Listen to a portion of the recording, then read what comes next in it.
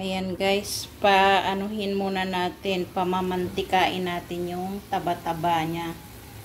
Ayan. Kapag nag-brown na yan guys, kapag lumabas na yung mantika, ayan, pwede na nating umpisahan maggisa.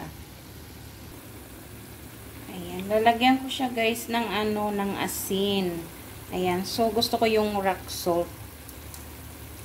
Ayan, para may lasa yung karne habang pinapamantika natin siya guys.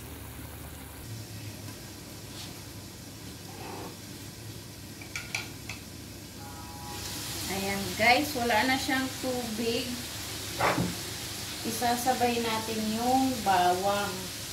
Ayan, para mabango siya habang pinamamantika natin.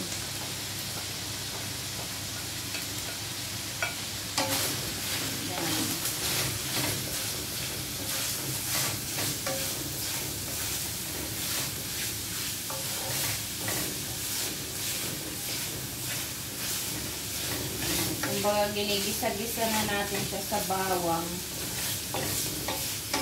bago pa magmantika. Para po yan mabango. Kasi alam niyo naman yung yung amoy ng pork, di ba? Kaya mas maganda isabay nyo na yung bawang.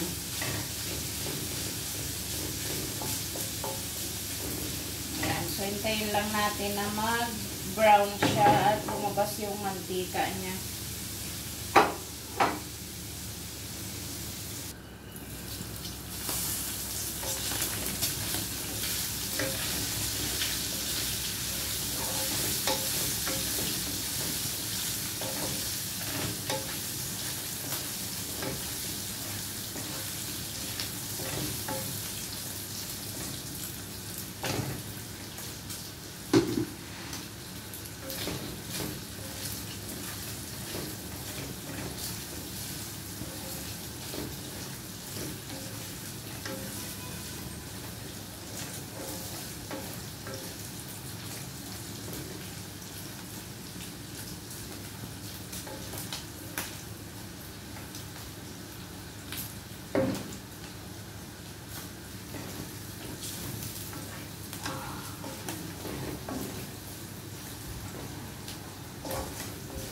Halo-halo guys kasi masusunog na yung bawang natin.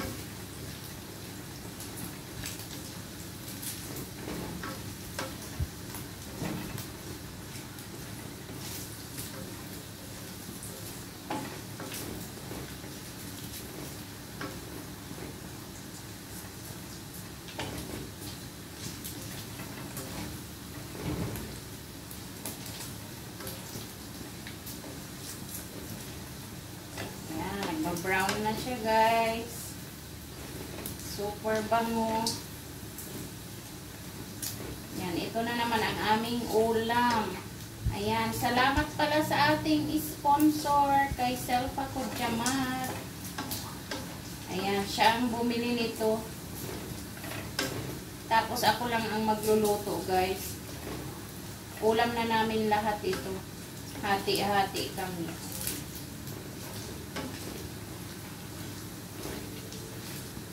Ayan, lumabas na ang kanyang mantika, guys. At syempre, ilagay na natin ang sibuyas.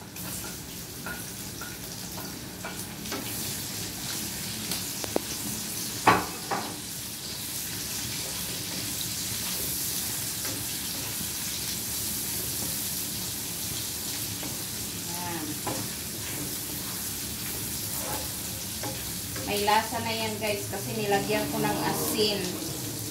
So yung mga mahilig na magdampot-dampot, Dahil luto na ang sahog, ayan, pwede na guys. Kuha na kayo. Ayan, di ba ng mga bata tayo, ganyan pag nagluluto yung mga nanay natin. Pag luto na yung sahog na baboy, ayan, pahingi na daw. Ayan guys, syempre ilagay na natin yung ating sitaw. Ayan, mag-adobo tayo guys ng sitaw.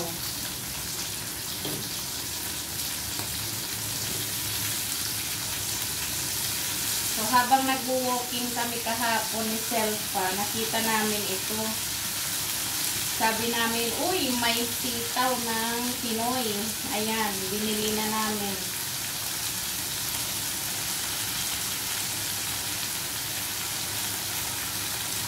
Bihira lang kasing may tinda nito guys. Unless doon ka pupunta sa bilihan talaga ng mga pagkain ng Pilipino. Meron kang mabibili. Pero pag dito sa lugar namin, bihira lang yung vegetable store na may tinda ng pang Pilipino na gulay.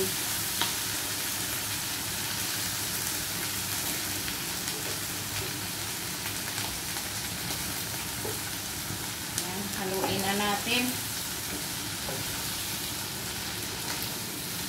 Namimiss namin kumain ng adobong sitaw eh. Kaya ito na siya guys. Diba? Mas masarap pa rin ang lutong bahay. Nabulol na si nabubulol na si host kasi gutom na. Ayan. Siyempre halo-haloin natin yan. Colorful siya guys. Ayan. Siyempre huwag kalimutan ilagay yung ating pork cubes dahil pork ang sahog. Pork cubes din yung ilagay natin guys. Knorr nga pala yan guys. Knorr. Hindi po ito sponsor ha. Pero kung gusto ng Knorr mag-sponsor, wow, thank you. Ayan. So hindi po siya sponsor pero gumagamit kami ng ganyan kapag yung mga lutong Pinoy ang niluluto namin guys.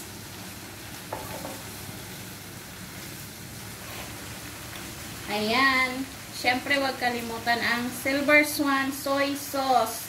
Baka naman. Ayan, siyempre ilagay natin yan. Pag walang Silver Swan, ayan, hindi yan adobo guys. O, kayo na magtansya ha. Ayan, medyo damihan natin kasi maglalagay tayong suka mamaya. Siyempre, huwag kalimutan yung paminta.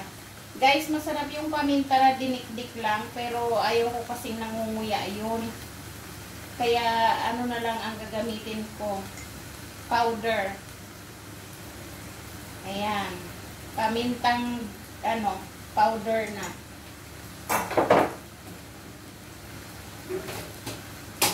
Ayan. Siyempre, huwag kalimutan maglagay ng sugar. Para totoong adobo siya, guys.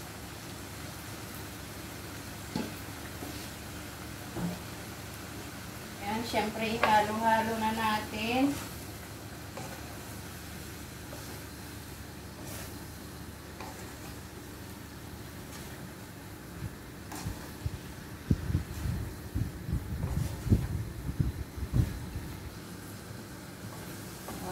Ang ganda ng kulay niya guys, oh. Green na green. Ayan, nakakamiss talaga ang Pinas. Kaya pag namimiss mo ang Pinas, magluto ka ng pagkain ng Pinoy. Ayan, kunwari nandun ka rin sa Pilipinas guys. Ayan, so hayaan muna natin siyang maluto-luto. Mamaya pagpatapos na saka natin lagyan ng suka. Kaya takpan muna natin guys. Ayan guys. Luto na yan. Ayan, ayoko ng sobrang overcook. Ayan, so pwede na nating ilagay guys yung suka.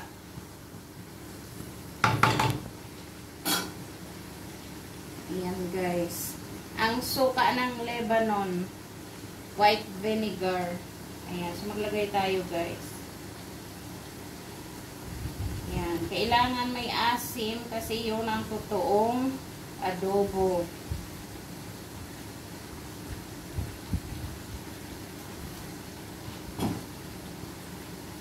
Siyempre haluin natin. Haluin natin at papatikman natin kay Budots, ang ating videographer guys.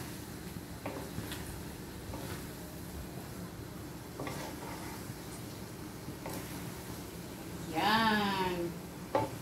Diba kita ang sahog? Oh. Ayan guys, sana nag-enjoy kayo sa aming luto ngayon. Maraming salamat sa panonood. Happy lunchtime!